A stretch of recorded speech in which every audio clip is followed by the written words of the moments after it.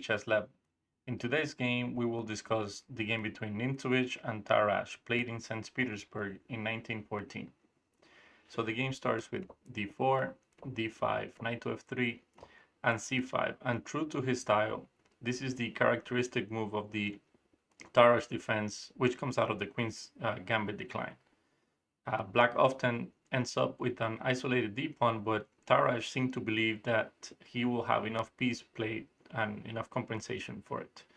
So the game continues with c4, e6, pawn to e3.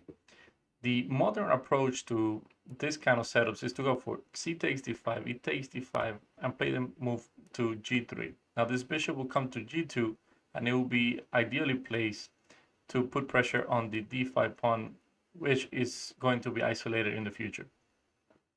But in the game e3, knight to f6, bishop to d3, just developing the developing move. Now, in these kind of structures, in these kind of setups that arise from the Queen's Gambit decline, usually you want to delay the development of this bishop because you want to wait to see if black actually captures on c4 himself. And if he does, then this bishop from f1 can capture on c4 in one go. For this reason, other moves like knight to c3 are better, even queen to c2 is better, and you make a couple of waiting moves, and if black ever decides to take on c4, then the bishop can take on c4 in one go. Instead, in the game, this bishop to d3 is played. Knight to c6, notice that black is actually attempting that same thing. Instead of moving his bishop, he goes for knight to c6. In case white wants to capture on c5 himself, he would have the option to capture there with his own bishop. Something like this could happen. White castles and bishop to d6. And these players obviously don't want to follow any chess principles. But of course, this game was played back in 1914, and a lot of this theory was not developed yet. Pawn to b3, supporting the pawn on c4, and black here castles. Now, if black attempted to play this knight to b4, hunting for white's bishop here on d3, this will run into c takes d5, knight takes on d3, queen takes d3, e takes d5, d takes e5, bishop takes e5, queen to b5 check, attacking the bishop as well. So the knight has to retreat to d7 in order to protect the bishop. And after knight to c3, this is an extremely good position for white. This rook is going to come to d1. The bishop is going to go to b2. It's going to be very hard for black to keep his pawn on d5. And it will be an uphill battle the rest of the game if he had gone for that line. But okay, after castles, bishop to b2, b6. And you can see the symmetrical appearance of this game is incredible. Knight b to d2. Now, I would have chosen actually to go knight to c3, which makes more sense when already the pawn has moved to c4. But I guess Nimzowitsch had some ideas as well by playing his knight to d2. Tarrasch continues with bishop to b7, and here more or less the opening phase of the game has ended. And I think it's a good time now to stop and have it and take a look to see how both sides can actually handle this position and what are some of the plans for both players. So one of the things that white wants to do here is to at some point clarify the center. He would take on d5, and he would also take here on c5. And in this case, black would capture here, and he will have the hanging pawns on c5 and d5. One way to deal with the hanging pawns for white is to place his queen on e2 or c2, bring the rook from the f file to d1 and the rook from the a file to c1. So this would be one approach to handle this situation. Black, on the other hand, knowing that he's going to end up with the hanging pawns, he's going to also do something similar. It's a big question whether the queen for black belongs on c7, considering that this rook is going to come to c1. So it's probably better to go queen to e7 and then put the rooks behind the pawns and protect that way. And in some cases, if white doesn't clarify the center, then black can break in the center with the move e5 as well. All right, so now that we've covered the basis for the plan that is going to happen in the middle game, let's continue the game. So after bishop to b7, the rook comes to c1. We already discussed that this is one of the plans that white wants to achieve. Queen comes to e7, and c takes d5. So white is the first one to break the symmetrical structure and capture a pawn in the center. Now, this move does not fit into the position, since the idea of playing this knight to d2 was not to block this bishop. So taking on d5 here, clarifying the position, makes no sense. A better move here would have been to play this knight to e5 and just play the game, maybe go for some f4 later, some h3, g4, who knows, some kind of kingside pawn expansion and attack. But okay, after c takes d5, e takes d5, and knight to h4. And here we arrive at another important moment, and knight to h4 needs some explaining. For example, white is threatening to go knight to f5. So the move g6 is more or less forced or has to be played. Otherwise, this knight comes to f5 and black would have to give up his dark square bishop on d6. But this idea of playing knight to f5 is not actually the main point. The main point of white playing this move is to force this move to g6 and actually weaken this whole diagonal here, so that later on in the game, when this pawn from d4 is removed, white can hope for some attack down the dark squares. So that is the main idea behind knight to h4, not so much going to f5, because he knew that black would simply protect that very easily with the move to g6. Now, after g6, the main problem with the knight to h4 is that it just loses a tempo. And you will see now how black is able to put pressure in the center thanks to this lost tempo from white. So the knight comes to f3. It has done its job, the job that it was intended to do, so it just returns back home. But like I said, it loses a very valuable tempo. Rook a to d8 is played. Now you can see that black is centralizing his rook from the a file and is, in some situations, putting pressure on the queen on d1. So d takes e5, b takes e5, and here we see that we have the hanging pawn structure that we have mentioned earlier, which is one of the ideas that white wanted to have, was to have black have this pawns here, which in some cases could be a strength and in some cases it could be a weakness. Bishop to b5, knight to e4, and you can see that black is the one actually improving the position more and more. The knight that was not doing a lot here on f6 is now centralized, is doing something very important here on e4. And if white ever captures here on e4, the pawn will capture. And when this knight moves, like let's say, for example, knight to e1, this bishop can come to h2, king to h2, and the rook will take the queen on d1. So there's a lot of venom, and this knight actually cannot be taken at the moment. Instead, white goes for bishop takes e6, and this is a very strange decision to give up the bishop like this voluntarily. I would have at least made another move, maybe h3, maybe go queen to e2, rook to e1. And if black ever decides to go a6, well, in that case, I will probably consider taking the knight on c6, but not like this, not voluntarily. Okay, bishop takes on c6, and white goes for queen to c2.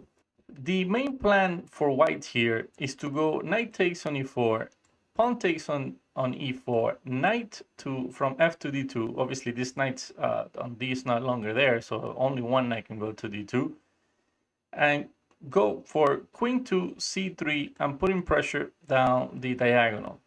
Now, another good thing now that this pawn on d5 is no longer there is that this knight that has gone to d2 will now have a very nice square on c4. And now that this pawn is here, this bishop on c6 is no longer going to be as powerful as you will see in the game. So after queen to c2, we have knight takes on d2 by black. Black anticipates all the threats that white was planning to do, and instead he decides to trade there, and knight takes on d2 by white. And this is a very instructive middle game idea, especially when you have two monstrous bishops like the ones black has with bishop on c6 and d6 that are ready to just pounce on the king at some point. So the move played in the game is a very thematic move, and yes, you can sacrifice a pawn, but the life of that you're gonna give these two bishops is more than worth the pawn. So knight takes d2 was played, but what would have happened if queen takes on d2? Real quick. So d4 here, e takes d4, bishop takes f3, d takes f3, and after queen to h4, black is just simply going to threaten checkmate and win the game. So queen takes d2 was not possible. So knight takes d2 had to be played. So here, black strikes in the center with this move d4, sacrificing the pawn and giving this bishop on c6 all the power in the world. E takes d4. Other moves also lose. For example, if knight to c4, bishop takes h2, king takes h2, queen to h4 check, king to g1, the other bishop sacrifices itself on g2, king takes g2, queen g4, and after king to h1, queen to f3 check, king g1, the rook comes to d5, and this maneuver of rook to h5, rook to h1 is unstoppable, and white will simply get checkmated. So after e takes d4 in the game, we have bishop takes h2 check anyways. And here is the first of the two bishop sacrifices that will happen in the game, demolishing all protection from in front of the king. So a quick trivia, the first person to actually do this double bishop sacrifice was Lasker in his game versus Bauer in 1889. Some useless information, but I thought it was fun to just throw it out there. Here, king takes h2 has to be played, otherwise you just simply down a pawn, and queen to h4 is coming anyway. Queen to h4 check, king to g1, and here comes the other bishop sacrifice with bishop takes on g2. Here, Nimzowitsch played this move to f3, but let's take a quick look at king takes g2 to see what happens. Queen g4 check, king to h1, rook to d5, threatening checkmate here on h5. The queen takes on c5 and is ready to sacrifice itself. Notice that black already actually sacrificed two pieces. So if the rook captures on c5, white is actually going to have some kind of compensation for all the trouble that he's gone through. But here, instead of capturing the queen right away, we give this check. The king moves and we give a check on g5. And now when we actually do capture this queen, this knight on d2 will be hanging as well. So the game would simply just end there. So returning to the game, Nimzowitsch plays the move f3. And Tarrasch continues with rook f to e8. And this last, and he puts his last piece into action. And it already has a devastating threat by coming here to e2, in which case queen to h1 will be unstoppable, and it will be checkmate. So instead, Nimzowitsch goes for knight to e4, blocking the path of the rook from coming to e2. And here, Tarrasch goes for queen to h1 check, king to f2, and here he took the rook on f1. And this essentially just finishes the game, since rook takes f1 loses the queen. For example, if this rook takes on f1, queen to h2 check, this king moves somewhere and this queen will capture the queen on c2. So he cannot regain his material, and this game is essentially over. But they play a few more moves, so let's take a quick look. d5 is played by Nimzowitsch, and the idea of d5 is that he wants to, bring his queen to c3 with counterplay and hope for some kind of checkmates in there. Also, this knight to f6 could be sort of annoying in some situations. But Tarrasch just goes for f5, attacking the knight, and Nimzowitsch continues with queen to c3. And here's one of the most, I guess, beautiful forced checkmates ever. I will give you a couple of seconds before moving on if you want to pause the video and give it a shot yourself. All right, if you found this awesome idea you're doing good. Keep working hard. And if you did not, don't feel bad. It was actually very difficult, and just keep working and work even harder than the people that got it right, so that next time you can get it. Okay, so the move is queen to g2 check, king to e3, and rook takes on e4, the key move of the combination. After f takes e4, f4 check.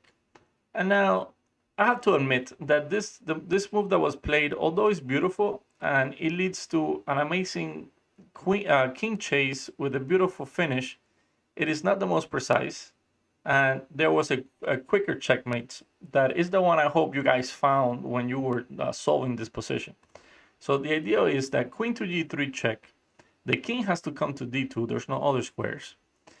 Queen to f2 check, again the king has to go back to d1, and queen to e2 is just simply checkmate. And there was a lot of bad blood between Nimzowitsch and Tarrasch, and I'm pretty sure that Tarrasch played this f4 on purpose just to humiliate his opponent a bit. So after f4, of course the king has to take on f4, it's his only move. And like I said, the king is going to go for a nice little walk now. After rook to f8 check, only move is to go king to e5, queen to h2, king to e6, rook e8 check, king to d7, and bishop to b5 checkmate. And it's only fair that this bishop that sacrificed himself is the one to deliver the checkmate in this position. I hope everyone enjoyed this game. And again, if you like content like this, don't forget to like and subscribe this video. And as always, stay safe, have a great day, and show respect to your opponent. See you next time.